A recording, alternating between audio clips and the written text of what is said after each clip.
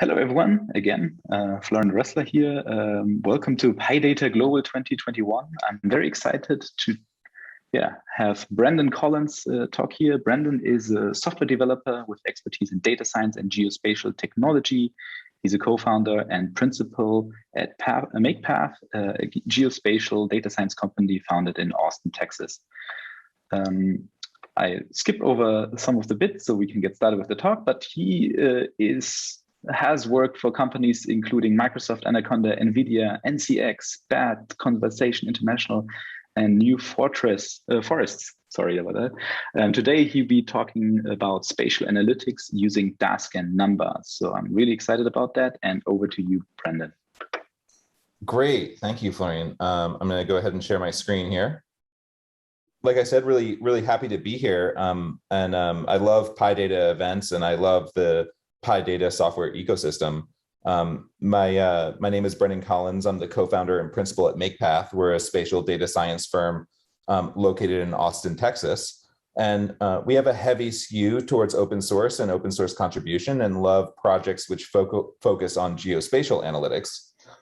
If you'd like to learn more about our work, you can go over to makepath.com/blog, where you can see some of our recent projects and announcements. This year has been a heavy year for us on the bokeh visualization library, where we've been working to increase support for LaTeX and also publication quality exports from bokeh. So we're big fans of bokeh, but today I'm going to be focused more on Xarray-Spatial. So this is coming over to my GitHub page here, which shows some of the open source projects that we contribute to. Xarray-Spatial is one that we created inside of MakePath and now actively maintain, which is focused on raster-based spatial analytics.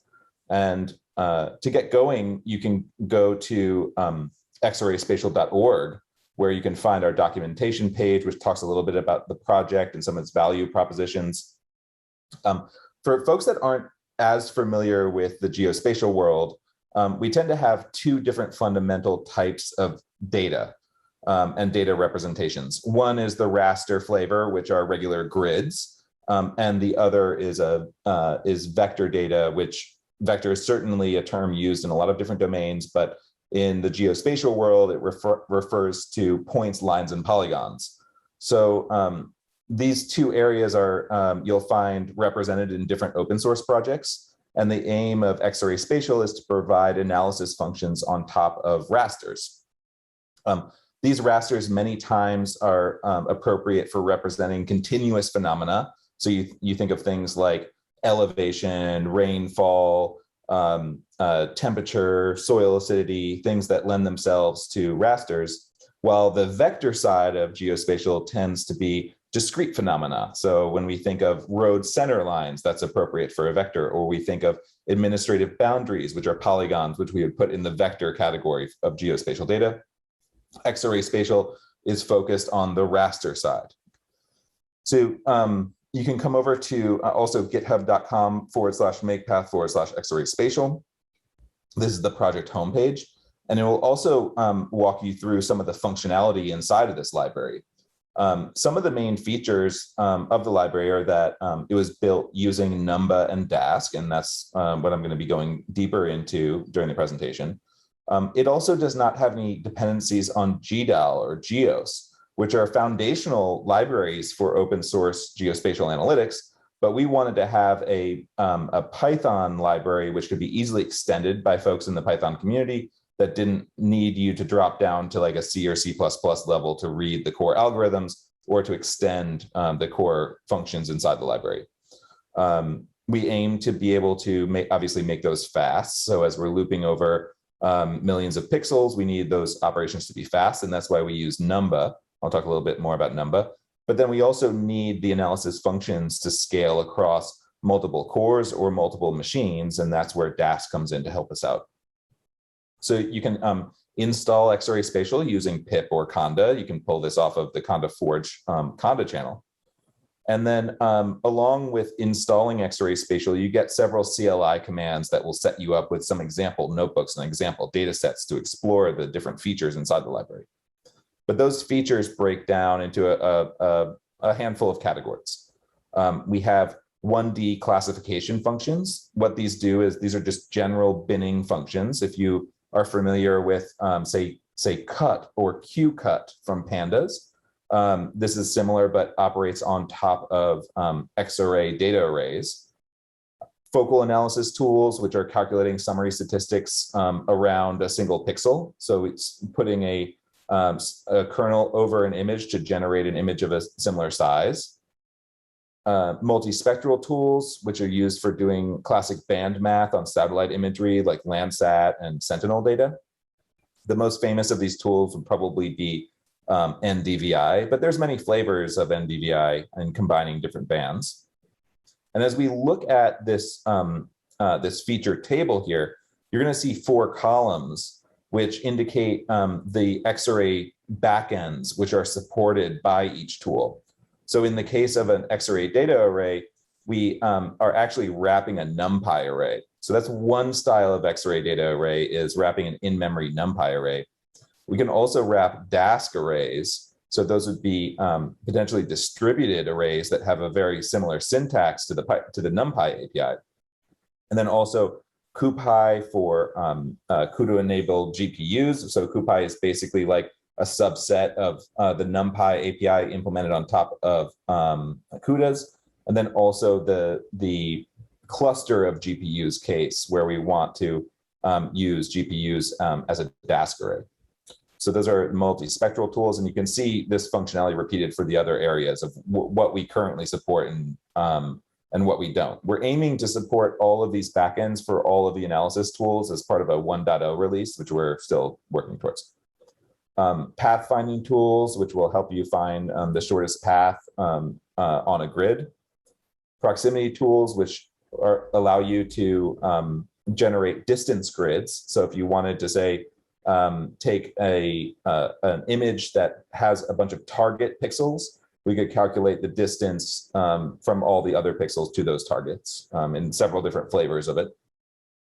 Surface analysis tools, which are things like slope calculations on terrains, aspect, which is what direction is the hill face facing, procedural terrain generation. Viewshed is particularly interesting, and we now have very good CuPy support there, which isn't reflected here, but I'll show it a little later. And then very useful zonal tools. So the zonal tools module will allow you to do summary stats by irregular areas on top of an image.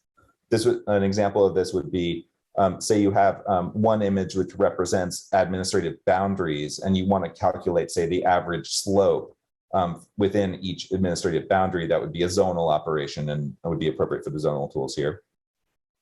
And some local tools, which I won't go too deep into. But overall, all of these tools take Xarray data arrays as input and give Xarray data arrays as output. There's no new data structures which are introduced by Xarray-Spatial, which is one of the nice things here. We didn't want to introduce new data structures. We also do not handle I/O. So we allow other libraries to do things like load data from different types of formats. As long as you get your data into an Xarray data array, you can use these utilities on top of it. So if you were coming from NumPy, and all of this is ultimately based on NumPy, right, as the fundamental data structure to give us that ND array. If you're coming from NumPy, then you may think of ufuncs or universal functions on top of the ND array. Xarray-Spatial is essentially additional universal functions for spatial functionality on top of 2D arrays.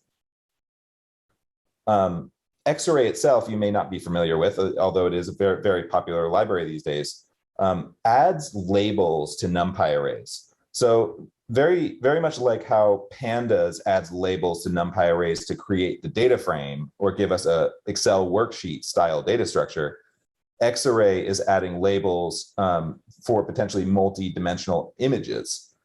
So we can refer to X and Y, not in indexing using integers, but indexing using strings. That makes the code much more readable and maintainable in the future, as you don't need to just be indexing using integers and NumPy arrays.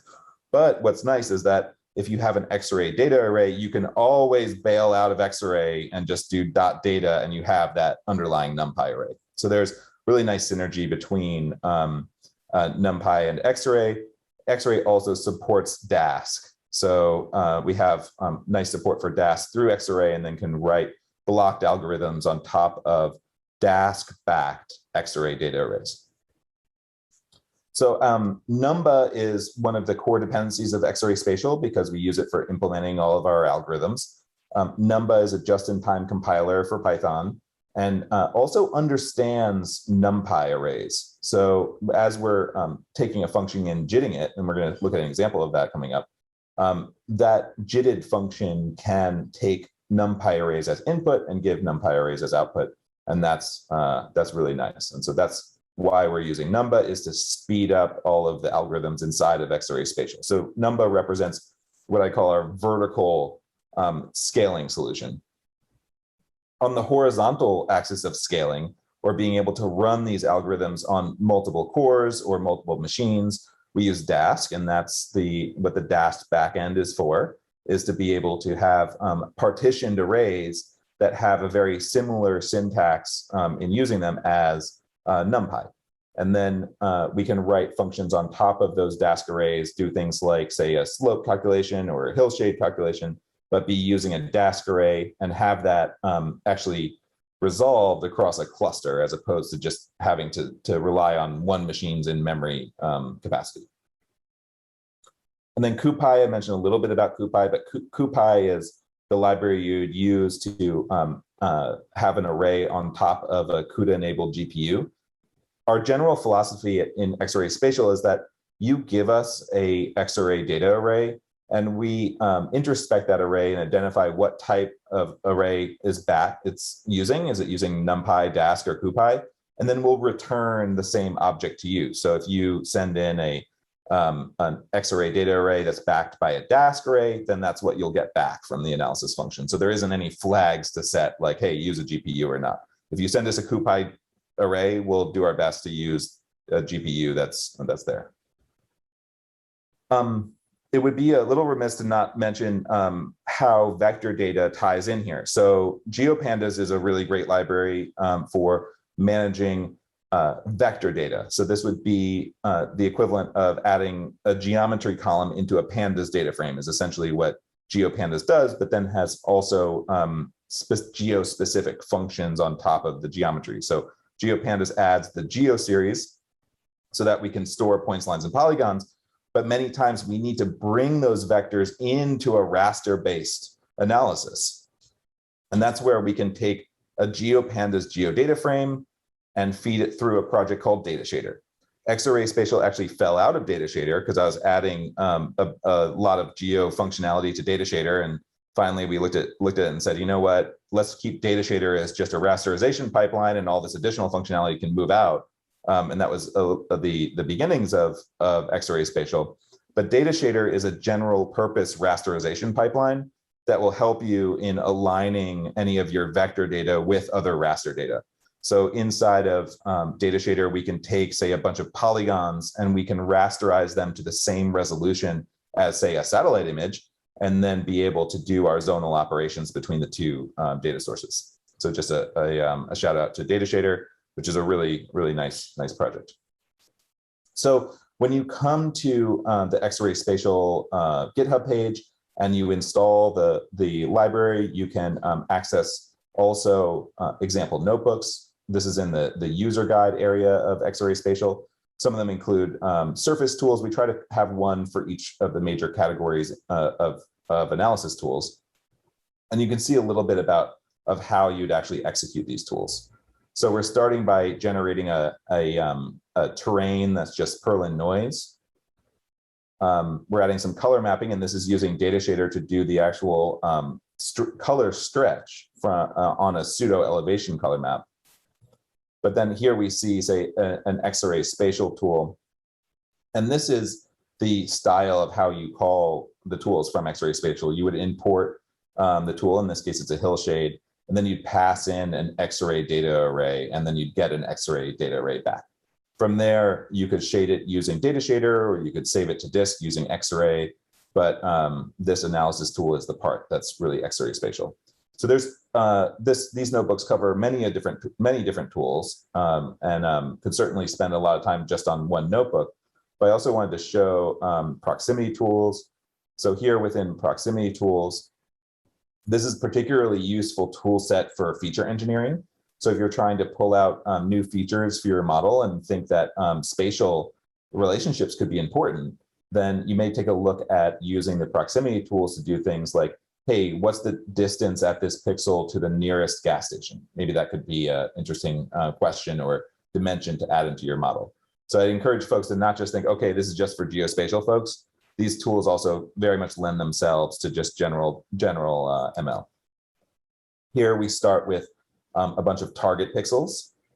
These are, we can think of as our locations that we're going to calculate distance to. And then we run them through Xarray-Spatial proximity function, and we generate out a distance map where each pixel would be the distance to the nearest target. And there's different flavors of doing distance analysis. So just the raw distance is one, and you can obviously change a distance metric. In this case, we're using a great circle distance. But then there's also distance tools like, and we can obviously threshold things, but allocation. So distance allocation would say, hey, I want to generate a grid, but I want the pixel value to be the ID of the nearest feature, not the actual raw distance. Or another flavor of that would be, I want the bearing or direction to the nearest target pixel. So these are some of the proximity functions that we support in Xarray-Spatial. Then also the zonal tools, I just wanted to show real quick using zonal tools. In this case, it may be a little difficult to see, but we have a fake terrain here. And I have some line features that go across the terrain that represent a hypothetical hike, where each segment is 1 day of the hike. And we want to calculate some summary statistics about the terrain for each day of the hike. And that's where we can use zonal stats tools. We can feed in our lines as our zones, and then we have values underneath which are in the elevation raster that's below those lines. And what we get back here, this would be one example of not getting a Xarray data array back. In this case, you get a pandas data frame that's indexed by the ID of each one of the zones, and then has summary stats for each one of the zones. And you can define your own functions for how to calculate those summary stats. So here I've written a simple function, and that will, inside of this function, when it's called, I'll only have the pixels that apply for that zone, and I can do more subtle calculations on just the pixels of that zone. So these are zonal statistics tools.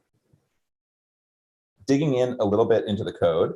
So if you say, hey, I'm not that interested in the spatial stuff, but you are interested in Numba and Dask, I would encourage you to go and dive into the Xarray-Spatial code, and slope might be a good one to look at. Here, if we scroll down in slope to look at some of the code here, I'm gonna make it a little bigger. We can see so this is horn slope. It's the first derivative of the elevation. And we can see the CPU implementation of horn slope, which uses Numba for speedups. A little ways down, we can see the GPU implementation.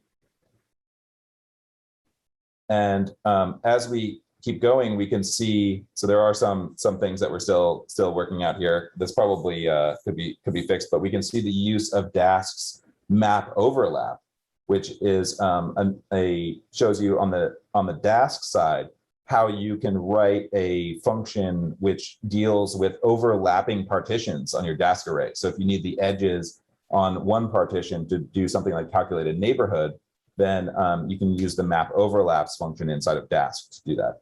And then these are all coordinated together in a public method or public function called slope that will figure out what type of array backend you're using, and then call the appropriate slope function based on the array that you pass in.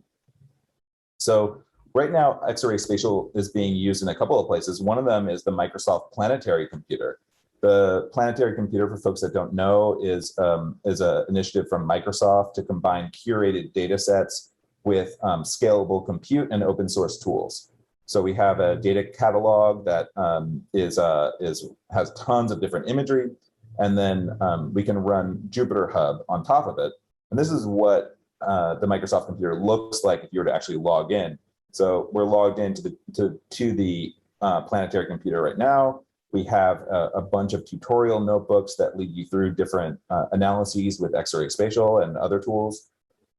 And you can run them all on Dask clusters hosted on Azure Access through Jupyter Lab. So this is a really nice tool from Microsoft that you can see Xarray-Spatial in action. And then also, we've been having fun recently just trying to say, like, what parts of Xarray-Spatial would benefit the most from better GPU support. So we chose 4 different areas over the last couple of weeks to just focus on better GPU support and performance, terrain generation, view shed, and hill shading. Now, while a lot of our the benchmarks where we were comparing a single core CPU to a single GPU have to be taken with a grain of salt, like we can see, hey, in the example of generating Perlin noise, our CPU implementation was taking 25 seconds on this 4,000 by 2,000 pixel grid, while the CUDA version was blowing it out of the water. But these have to be taken with a grain of salt because this is just a single core CPU. So the CPU implementation could be different. And then also this could scale to say if we had 20 CPUs, what would that performance be? But it still yields some very nice results from focusing on CuPy and CUDA on top of with Xarray-Spatial. We also did this for view shed to make a CUDA enabled view shed. View shed would be having an observer at a specific height and then identifying those pixels within the grid that are in direct line of sight from the user. We did this also with our basic hill shade, which is just a 3 by 3 calculation of normals around a pixel.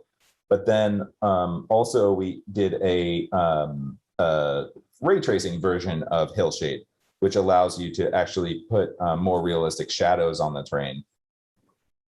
We got very good performance boosts from both of those.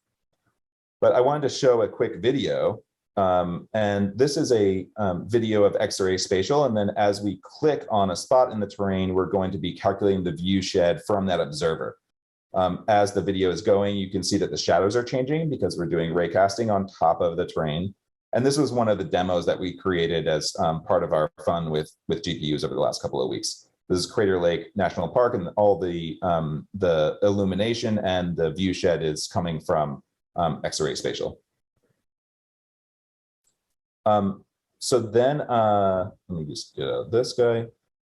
So I would encourage folks to go over to Xarray-Spatial. We're always looking for new contributors, and if you have questions, always happy to answer them now, or have folks message me afterwards. Thanks so much for the talk. We already have one question from Felipe. The question was, can Xarray apply interpolation techniques for regular gridding spatial data? Yeah, so there's different types of interpolation that you can do on top of Xarray data arrays. So one is that you could look at a library like Datashader, which can handle resampling of arrays. But then also in doing selections on Xarray objects, you can give it a nearest argument that would allow you to interpolate the value and snap to the nearest coordinate of the input value. So say you're putting in a point, and that point is not aligned to the grid. You can use some interpolation there to select the pixel or to select the value based on a nearest operation. There's probably more subtlety to that question than I fully grasp, but happy to go deeper. Excellent. I think chat, we have a question from Majid.